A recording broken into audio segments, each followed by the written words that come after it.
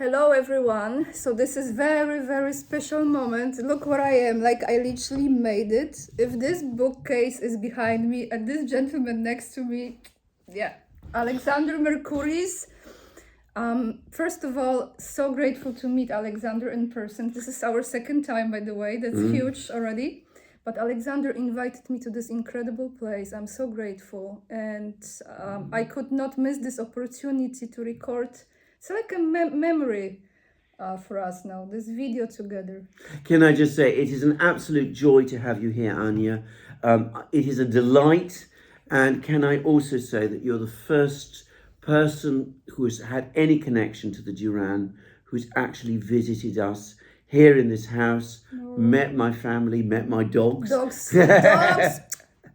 and it's a joy to us. Here is a joy to me. And I'm absolutely thrilled and very excited that we're doing this live stream together. Thank you so much. So I was actually thinking what I can ask you today on the way here. And the first thing that came to my mind is, as you are a historian too, you know history really well, and we go through those cycles in history. So my first question is this. I don't have them written down like first time. My first question is, what historical era this reminds you of the most that we are going through? And I know it's of course different, but there are similarities as history tends to repeat itself. Yes. And then what do you think will come out of it as a good aspect? So what good will come out of these times? Yes, I think that's a very good question actually, and it's a challenging one in some ways. But I've sometimes thought that there are three periods of history where there are clear resemblances. One is the middle of the 17th century. This is a difficult period. Many people are not very familiar with it, but early 17th century Europe was dominated by one country, which was Spain. The Habsburgs are very powerful. They felt themselves in decline, that they were losing control. That led to a whole series of very complicated wars, leading eventually to the famous Treaty of Westphalia. And then you had a completely new European system, no longer dominated by the Habsburgs, no longer dominated by one power. But as I said, it was a very turbulent process before we reached there. And the interesting thing, the comparison with Spain is that the Spanish at that time understood that they were overextended. They knew that they had all kinds of problems, but they found it impossible to stop because any idea, any attempt to try to cut commitments, to retrench, it was always seen within Spain as a betrayal of the idea of Spain. And I have to say, I feel something like that about American policy today, that American policy, many Americans understand that America is trying to do too much, but they can't bring themselves to slow down. Like facing their own shadow. Exactly. That's exactly right. Now, the other period is the period that led up to the start of the First World War. Now, a lot of people are talking about this, but again, I'm going to take a different perspective, because I think the event that the First World War was all about was the weakening of British power. And the British were very conscious of this in the period running up to the First World War. In fact, there was a very famous speech made at that time by a very important British politician, Joseph Chamberlain, the father of Neville Chamberlain, about whom people in Poland know a great deal, I'm sure. But anyway, Joseph Chamberlain made a speech around 1900 in which he said that Britain was an exhausted titan. It was a giant that could no longer hold the burden of the globe upon its shoulders. And the British tried to do two things. On the one hand, they tried to identify enemies and create allies against these enemies. and they identified Germany, and they identified Japan to some extent, but Germany was the major opponent. And they also looked, because they realized that they were no longer going to be the great power of the future. They looked for other powers to replace them. They found the United States. They decided that the United States needs to be the successor. It's English speaking, By they're design. like us. By So they design. did it by design. And if you look, the British set up all these mechanisms at that time, the Rhodes scholarships, all of those sort of things, to educate the American elite Yes. to take over from Britain. So I think that's an important period. Again, it's a period of tremendous turbulence.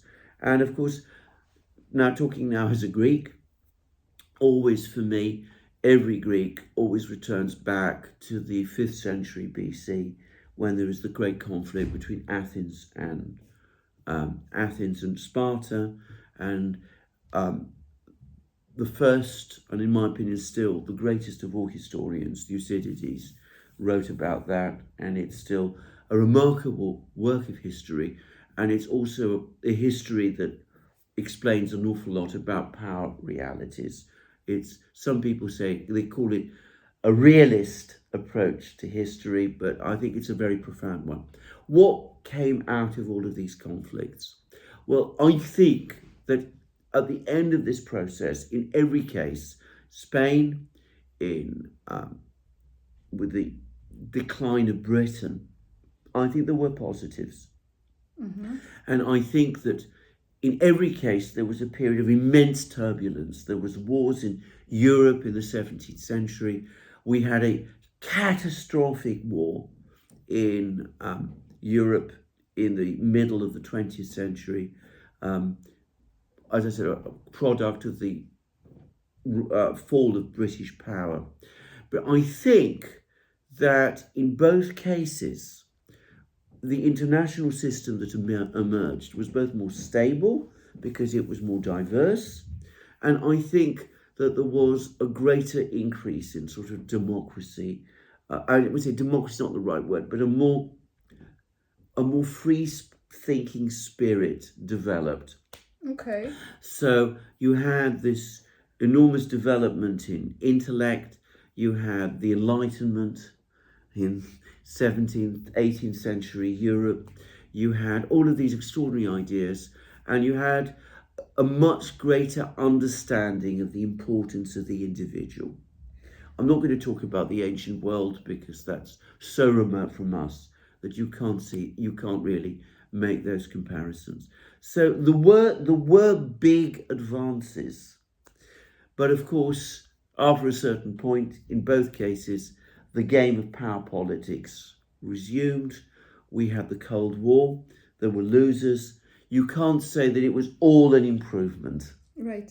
But I think there's always potential. I think, I'm sorry to interrupt you, but I think that the key here for me is that it's very easy to get discouraged by the times like this, which in a way are necessary to end certain systems that no longer serve us.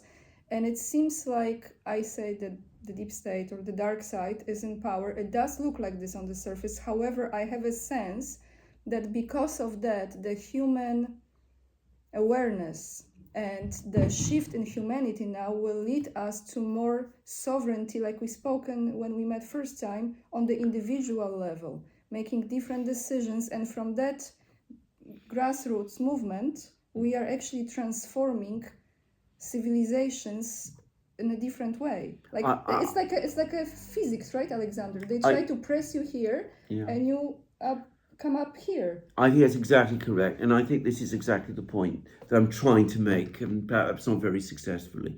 Overall, at the end of these previous periods, despite all the problems that eventually emerged, there was a huge step forward in human progress. And there was a huge step forward in human progress after the wars of the end of the 17th century. There was a huge step in human progress after the great wars of the 20th century. Problems arose, afterwards. We're going through difficult times now. Yes. But a lot of that progress has never been reversed. I mean, people are better educated. They enjoy You can't conditions. go back. You can't go to, back. Yes, Exactly. because you already expanded. Exactly. You already Exactly. expanded. And now we're going through another crisis, a very difficult crisis, a very dangerous one. When we overcome this crisis, as we definitely will, by the way, we will see again another huge step forward. And yes, eventually problems no doubt will come, but the progress that will have been made will not be lost. So I don't want to take a long time with Alexander, but I will have two more questions. What do you think as a time frame for this, what's happening right now? How long this will take place as far as that crisis that you've mentioned? I know it will vary depending on the region of the world as well, but in your sense. And second, how do you see the country that you live in now, England, after that time? What it will be? That's two very, very good questions. Now, I'm going to say this.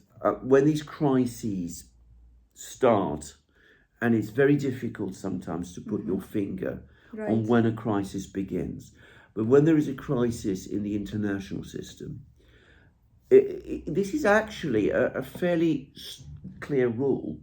It lasts around 20 years. But wait. Because, of course, what we can't say, because we're living through it, and people in the 17th century, in the 20th century, if you'd asked them whilst they were going through that crisis... Sorry, did it start in 2008? Well, exactly. Okay. Exactly. I mean, you can't... Okay. I mean, they would have had trouble saying this is the moment where it began. But if we are going to take 2008 as the starting point, which I think, by the way, is probably the right starting point, we are actually coming to the end. We are halfway through. More than half. More than halfway through. And I that is my feeling, actually. Okay. So a 20-year crisis starts in 2008, 2028, 2029, by 2030. That's 2030. Here we go, everyone. That was the number. We will be through. Okay. We will be through to the other end. Okay, and then how England looks like when we are at that time. Right. At the moment, situation in England is very bad, and we were talking about that when we first met. Met 2 days ago. You yourself said, and this is completely unprompted from anything I said, it was very, very perceptive, very insightful, that you were in London and you could already feel the energy. That there were things wrong and that things were simply different. Yes. And you're absolutely right about this. I think that the England that will come out of this will be a better place, definitely, than the England that went in. I can remember the England of before. I remember it very well. We had a very good period, I think, in the 60s. It was a happy time then. And things have been, in strange ways and in jagged ways, deteriorating. I think an awful lot of problems have built up in England. And I'm specifically talking about England, by the way, because I'm not convinced that this Britain will persist beyond this. So Scotland will go independent, right? I think so. I think eventually. But the point is, we have an awful lot of the systems that were created before, during the period when Britain was still the great empire, it was the powerful state. And I think these are holding England back. And they're creating all kinds of problems within society here. And I think once we've come through the crisis, all of that will finally go. This concept of us being a great power with all kinds of obligations and responsibilities that come with that, that will finally go as well. And it will be liberating. It will be liberating. It will be a new energy. And we will finally be able to move forward. We will finally have got through to that period of end of empire that we are still, I think, to a great extent, holding us back. I love this. And last question is a little bit personal because I written books for children. Yeah. And in the main theme of these books is a question that a little girl asks the greatest man that she meets throughout the different times in history. And that question is, what is the most important thing in life? So in your opinion, Alexander, Yeah. what is the most important thing in life? Our humanity, our feelings for each other, our ability to maintain our lives together. We must never lose that. We must never get into a situation, as so many people do, that we reduce everything to technology and numbers and things of that kind. If we do that, then we are really in a very bad place. Yeah. If we retain our faith in our human spirit, our ability to interconnect with each other, to love each other, to be friends, that human Compassion warmth, and empathy, compassion, which robots empathy. don't have. Exactly, the robots don't. That's what makes those. That is, in the end, what keeps us human. Thank you. Thank you. I'm so grateful, guys, to even be here. Like, you have no idea. Thank you so much for inviting me. And my joy to have you, and you. the joy of all of us here. Thank you. In this Thank you house. so much. So you find Alexander Mercouris on the Duran, of course. The link is down below the video. And Alexander is wearing, by the way, United States of America, Well, everyone. Yeah. Okay. Yes. Links down below, and Alexander's channel as well. Locals, Rumble, BeatShoot. Now you are on Rockfin as well. That's new thing for me. Yeah, but all the links down below. So Down thank below. you so much for watching. Thank you again for inviting me. And- Truly and- honored. Really. And thank you for coming here. And it's a joy to have you. Thank you. Thank you, guys. And until next time.